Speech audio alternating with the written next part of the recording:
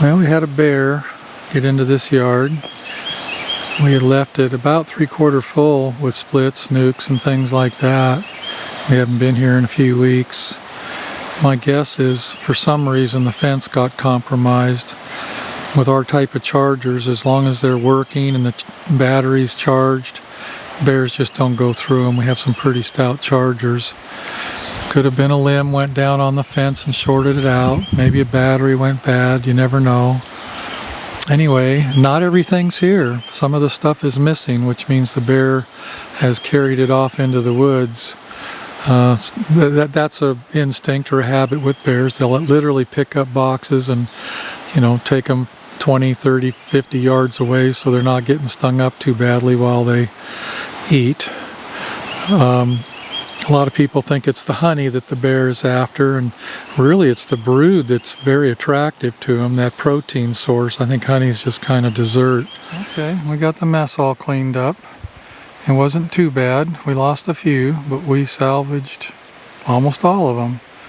Some broken frames and broken boxes, but not too bad. And I think we figured out what the problem was. This is an old fence. I've had this fence up since, well, my son Daniel helped me build this fence, and he hasn't been with me for 22, 23 years, so it's at least that old. And this corner post is rotten, it appears.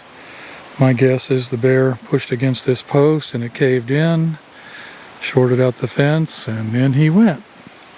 So called Clint. He's on his way with a truckload of parts, and he's going to completely overhaul this fence.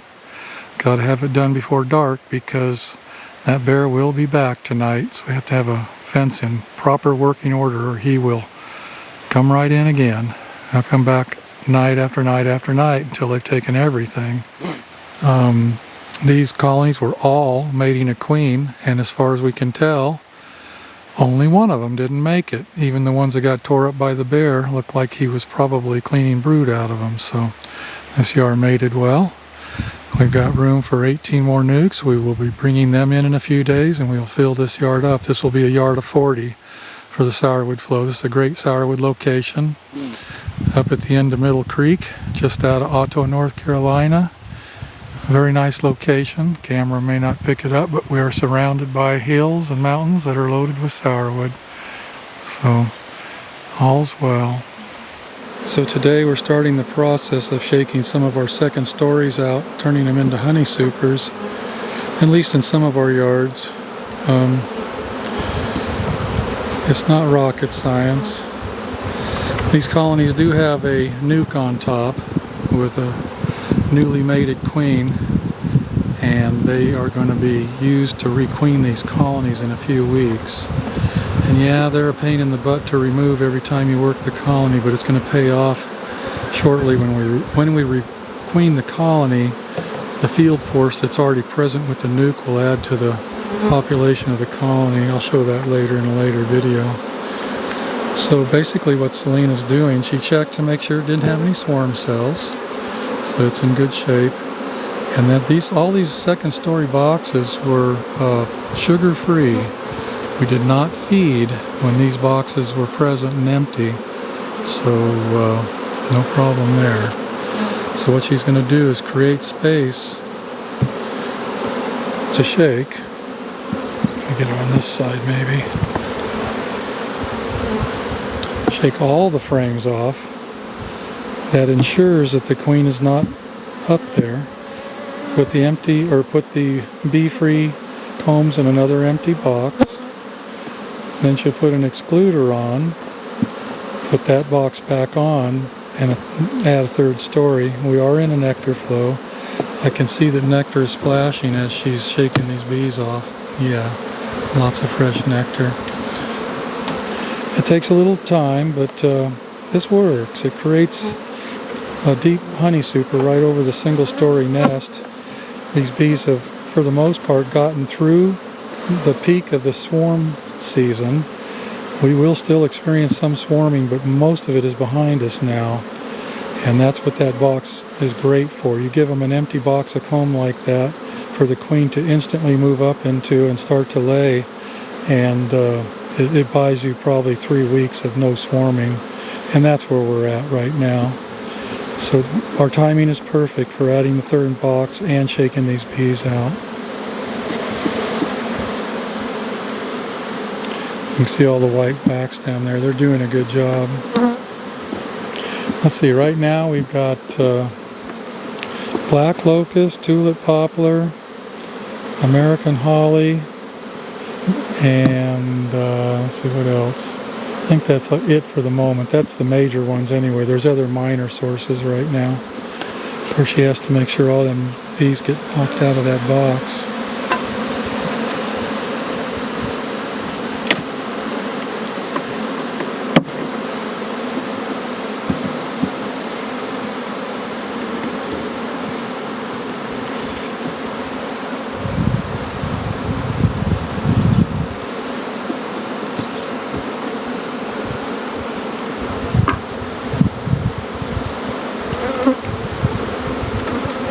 It's already starting to weigh a little, isn't it? Oh yeah.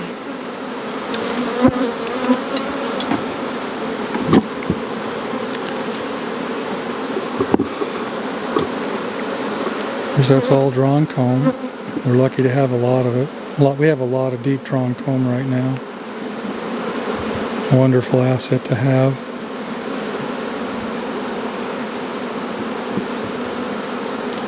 That queen upstairs is already mated, so changing her entrance by a couple inches is no big deal.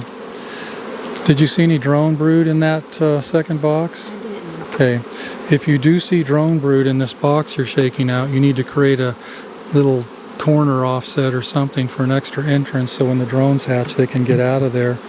If you don't do that, they'll just die eventually and clog up the queen excluder. And that's all there is to it. So this one's done, those two are done, and John's working down there. This is one of our smallest yards.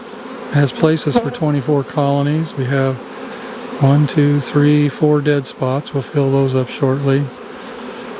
So, yeah. Well, our observation hive went and swarmed. And it was a pretty big swarm coming out of this thing that only has 8 frames. Seemed like it would have come out of a double deep by the size of it. Anyway, we can't see any swarm cells, so they must be on the inside. This thing is 2 frames across, so I assume all the swarm cells are on the inside where we can't see them. Brood's hatching off. There's still a little sealed brood here. As soon as the sealed brood disappears, we're going to give them an oxalic acid vaporization treatment. And hopefully we'll get a virgin queen mated in this thing. I see some hatching bees. So we'll be on the lookout, watching them carefully. We knew it was going to swarm. There was just too many bees in there. That thing was absolutely jam-packed, hanging out the pipe. And it's healthy. For an observation hive, I'm glad they swarmed. Hopefully they'll mate a queen, and if they don't, we'll stick another nuke in there. I'm standing next to some privet here. In this area, people call it hedge. I know it is privet. There's quite a lot of it around some of our yards, and it can add to the overall spring wildflower crop. I don't like to see a lot of it in our crop because in our region, the flavor of privet honey isn't very good. I have heard people say in their area they thought it tasted great, but around here it doesn't. It's not horrible. It's not like black cherry or mountain laurel or rhododendron, anything like that. But it does have an off flavor. It's not something I'd want to put on my peanut butter sandwich.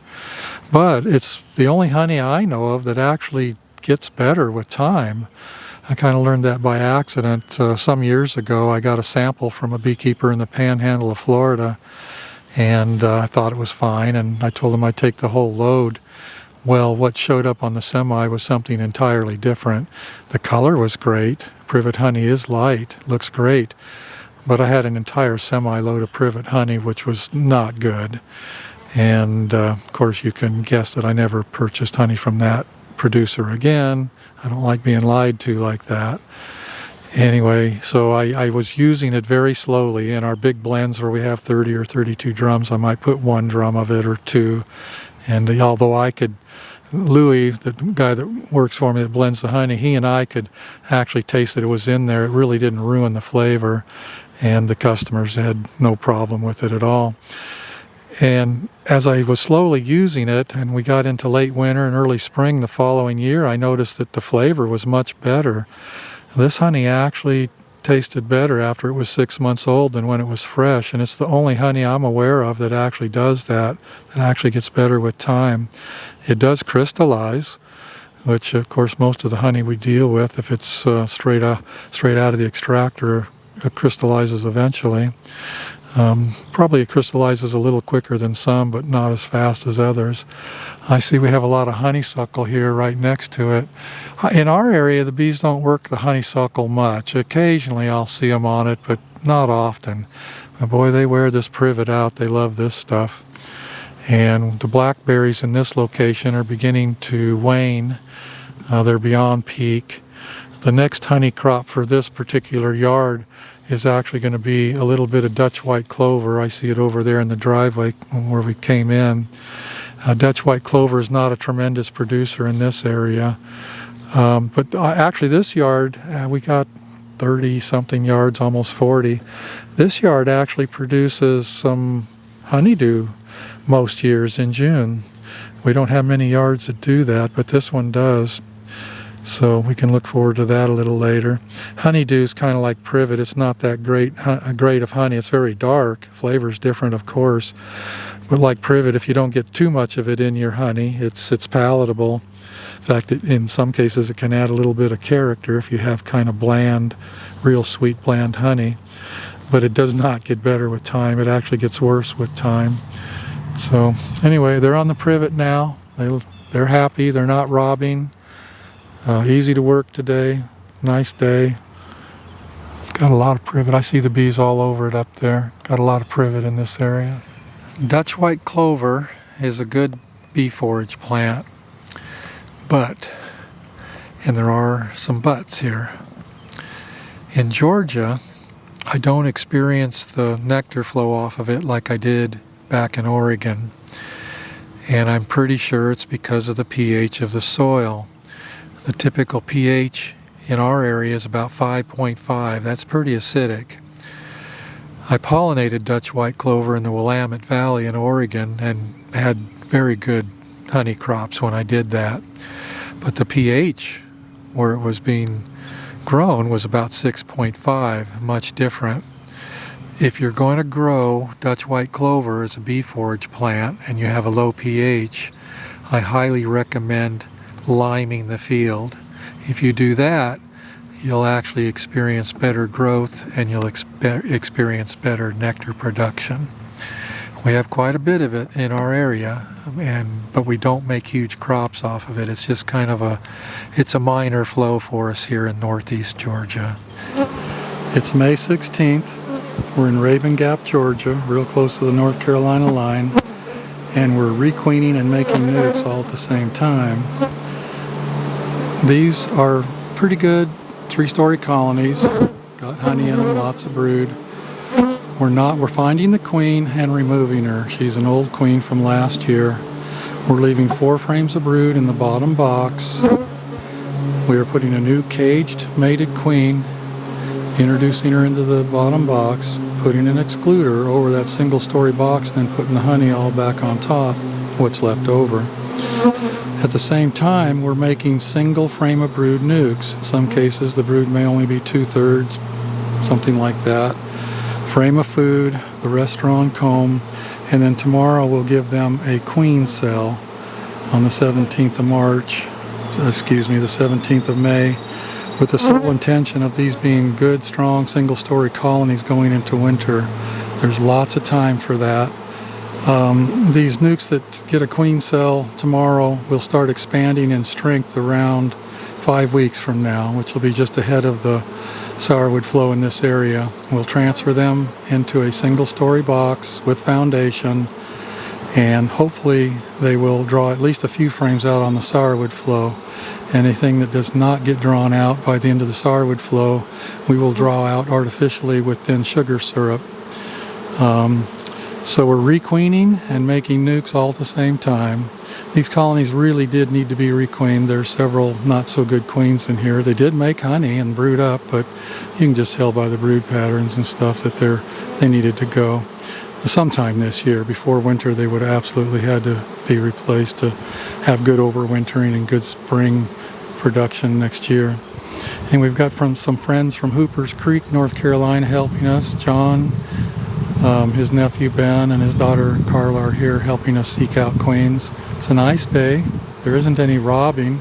The privet's blooming. I still see a few tulip poplar blossoms in the distance, so we have no problem with robbing, thank goodness. If you get a robbing frenzy going on, it's really tough to seek out queens and kill them and requeen. So we're having a good day, good luck. Some of the colonies are screwed up. Some of them had already swarmed, and we're having to sort all that out. There's a couple duds in here from that too. We haven't been to this yard in 3 weeks, and I knew it would be kind of a conglomeration of things. I knew that. We've just been so busy. So we're installing 5-frame nucs here in this yard. This is the Mountain City yard, Mountain City, Georgia. And we brought in some of the nucs that we inspected yesterday, and they're really fine nucs. The ones that did take are great. But we also have some dud stuff. These boxes here are full of nucs that did not make it. We'll take that stuff and add it to the ones that did. This triple sitting here is the remnants of a bunch of lane worker garbage, and we'll use that up 1 or 2 frames at a time. And we are marking our queens green because of it's 2024, and that's one of our queens looking mighty pretty and dark.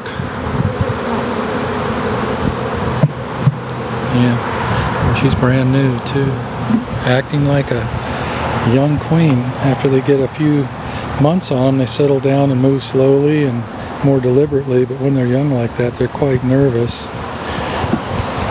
Yeah, this will be a nice yard of bees with all these brand new nucs in it.